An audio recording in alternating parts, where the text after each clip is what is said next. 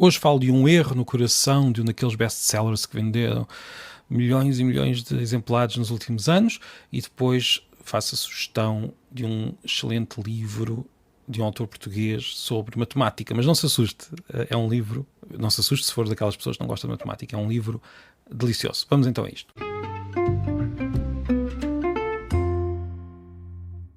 Esta semana, aqui na pilha de livros, acabou por ter dois temas principais. Um é a questão da relação entre a língua e o pensamento, que é uma questão muito difícil, e muito difícil de discutir precisamente porque as pessoas em geral estão a discutir coisas ligeiramente diferentes quando estão a falar deste tema. É um tema muito interessante, muito difícil, e eu propus 2 livros, aliás, 3 livros já, sobre o tema, e continuo a aconselhar que os leiam, porque dá-nos uma perspectiva muito mais profunda do que aquelas discussões que costumamos ter no dia-a-dia.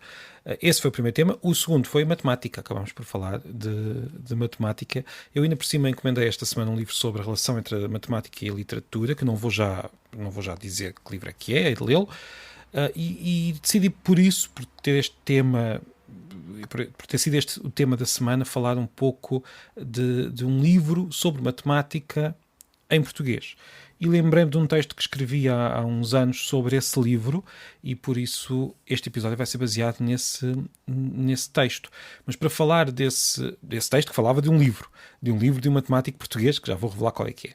Mas para chegar a esse matemático português e a esse livro, tenho de falar de um outro livro, um livro daqueles best-sellers, um livro que vendeu muito, que não é propriamente considerado grande literatura em geral, mas que nos permite discutir aqui um ponto curioso da matemática e da nossa própria ascendência. O livro de que estou a falar é o famosíssimo Código da Vinci. Ora, este livro famosíssimo tem um grande erro no seu enredo. Eu vou revelar que erro é que é, por isso vou ter de explicar o enredo assim muito por alto. Se já pensou em ler este livro e ainda não o leu, vá fazê-lo agora antes de ouvir o resto do episódio. Eu não aconselho, porque eu acho que aquilo que eu vou dizer agora a seguir é bastante interessante, por isso ouça o episódio até ao fim. O erro é o seguinte: o livro revela um suposto escândalo. Existe, hoje em dia, um descendente de Jesus. Segundo o autor, Jesus foi casado com Maria Madalena, e, enfim, tudo isso levou à existência de uma descendente passado estes anos todos. Ora, qual é o problema? O problema não é acharmos que Jesus teve ou não teve descendentes. Isso é uma questão religiosa, histórica, não é essa a questão. O problema é mais matemático. Eu vou explicar.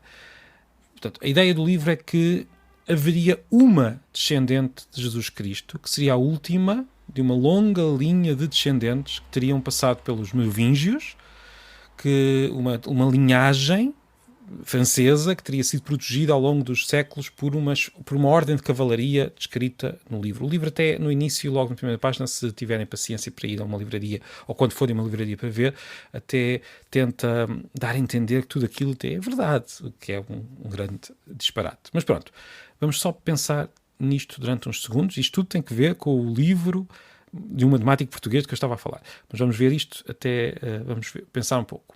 Se virmos bem, em relação aos descendentes de Jesus, só temos 2 hipóteses. Ou Jesus não teve filhos, como aliás afirma a tradição da Igreja Católica, ou, se os teve, e se eles se mantiveram ao longo destes séculos todos, não existe um só descendente de Jesus. Existem milhares de milhões de descendentes de Jesus. Isto porquê? No caso hipotético de Jesus ter tido descendentes, é muito difícil imaginar que todos eles, ao longo de muitas gerações, tenham tido apenas um e só filho. Se assim fosse, então sim, poderíamos imaginar que hoje haveria um só descendente de Jesus. Ora, o número médio de filhos por mulher sempre foi bem superior a 1. Hoje está a diminuir nos países mais ricos, mas isto é uma exceção na história. Como o número médio sempre foi bastante superior a 1, para dizer a verdade, podemos concluir que de Jesus até hoje os descendentes terão tido bem mais do que um só descendente cada. Cada geração teve, em média, mais do que uma pessoa, partindo de Jesus e olhando para os seus descendentes. Vamos ser cautelosos, vamos imaginar que, em média, os descendentes de Jesus tiveram, em média, 2 filhos. É razoável pensar. Provavelmente tiveram mais, se existiram.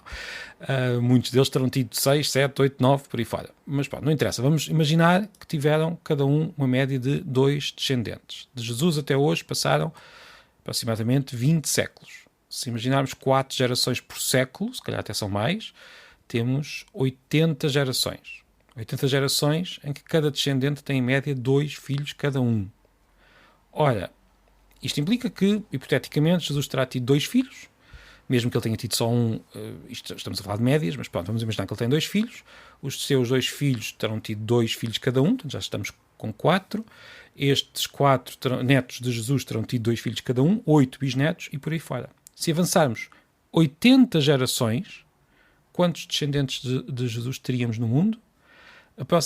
Bem, o número, eu tenho aqui o número escrito à minha frente, mas eu não consigo ler isto, porque nem sequer sei como é que se tem um número tão grande em português. Isto é um 2, um 0, um 8, um 9, um 2, um 5, um 8, um 1, 9, 6, 1, 4, 6, 3, 0, 0, 0, 0, 0, 0, 0, 0, 0, 0. Portanto, é muito mais do que muitos milhões, milhares de milhões, bilhões. Isto é um número astronómico, muito superior ao número de pessoas no mundo. Ou seja, nós estamos muito longe de ter só um descendente de Jesus, se ele tivesse tido descendentes. Como é que se explica que uma pessoa do primeiro século tenha hoje aquele número astronómico de descendentes quando o número de pessoas no mundo é muito, muito inferior a esse número? Como é que isto se explica? Porque, reparem, a conta que eu fiz para Jesus vale para todas as pessoas que viviam na época. Não é só para Jesus. Todas as pessoas que tiveram descendentes e que com uma linha que se manteve até hoje, têm em média, e se pensarmos que cada geração terá tido, em média, dois elementos, provavelmente foi muito mais, todas as pessoas têm este número astronómico de descendentes. Então, onde é que essas pessoas estão? Só temos aí uns 8 mil milhões de pessoas no mundo. Onde é que estão os outros todos? Isto é fácil de explicar, porque estas árvores de descendentes ficam todas misturadas umas com as outras. Entre filhos, netos e bisnetos e por aí fora de Jesus, ou de qualquer outra pessoa da época, muitos destes filhos e primos acabaram por ter filhos uns com os outros. Já está tudo bastante enrolado. O mundo inteiro é uma aldeia pequeníssima e muito promíscua.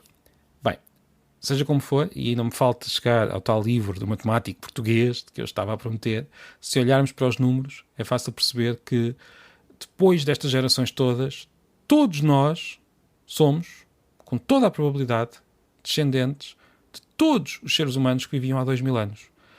Com exceção daqueles que não tiveram filhos, ou que tiveram filhos e a linha terminou. Imagina, se uma pessoa tem 2 filhos e morrem os 2 filhos, claro que não somos descendentes dessa pessoa, mas se a linha continuou, então nós somos descendentes todos dessas pessoas de há 2000 anos. E isto não é apenas uma suposição para este episódio. E há modelos matemáticos bastante desenvolvidos que mostram que é muito, muito, muito improvável nós não sermos descendentes de alguém que tenha vivido naquela época. São modelos complexos, mas são modelos que são bastante sólidos. E mesmo que não aceitemos que somos todos descendentes de todas as pessoas que viveram há 2000 anos, a verdade é que é praticamente impossível que uma pessoa de há 2000 anos tenha hoje apenas um descendente, se tiver algum. Esta revelação está explicada de forma muito rigorosa no tal livro de um matemático português que se chama Jorge Buesco, e o livro, que já não é novo, já tem alguns anos, chama-se O Mistério do Bilhete de Identidade e Outras Histórias. Eu aconselho vivamente a procurar este livro. É um livro que é feito de pequenos capítulos, que são crónicas, mas são crónicas que nos dão uma nova visão do mundo com base na matemática. E se ler o livro vai ficar a saber que é quase de certeza, eu estou a falar das pessoas que me estão a ouvir, todas, são quase de certeza descendentes de Maomé e também de Afonso Henriques, o nosso primeiro rei. Aliás, ninguém duvida hoje que o Maomé, o profeta dos muçulmanos, teve descendentes, aí não há dúvidas. Também sabemos que o nosso primeiro rei teve muitos descendentes, por isso aqui há de facto praticamente a certeza absoluta de que todos nós, eu e as pessoas que me estão a ouvir, somos descendentes tanto de Maomé como de Dom Afonso Henriques.